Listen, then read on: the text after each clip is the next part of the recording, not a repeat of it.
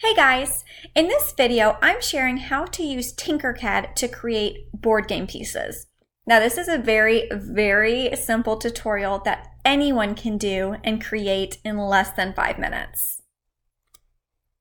So I created a stoichiometry board game a few years ago, and I ended up purchasing all of these little plastic game pieces.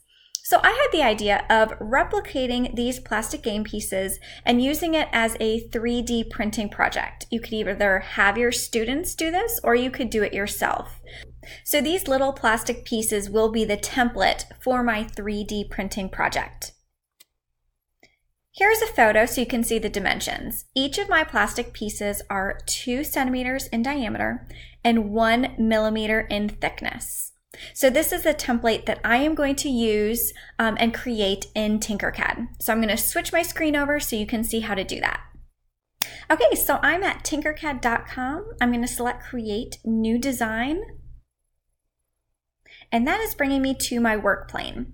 So if you notice on the bottom right hand side, this is my grid. Right now it's set at 1 millimeter. I'm going to keep it that way, and that determines how large my creation is going to be. So each little line is 1 millimeter, and each bold line that makes up that square is 1 centimeter.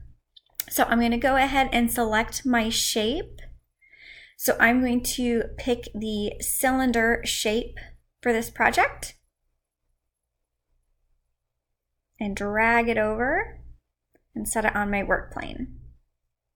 Okay, so right now it's set that each side is 20 millimeters or 2 centimeters. So that's the exact size that I want. You can also click on your shape and also adjust the size if you'd like to make it bigger or smaller.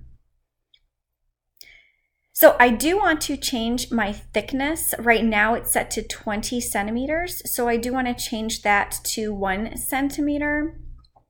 So you can see that a little bit better. I'm going to change the orientation. I can use that cube on the top left to change the direction in my view. So I'm going to select on that side, and I'm going to change that from 20 millimeters to 1 millimeter. And there is my game piece. So I'll just move it around so you can see the 3D shape.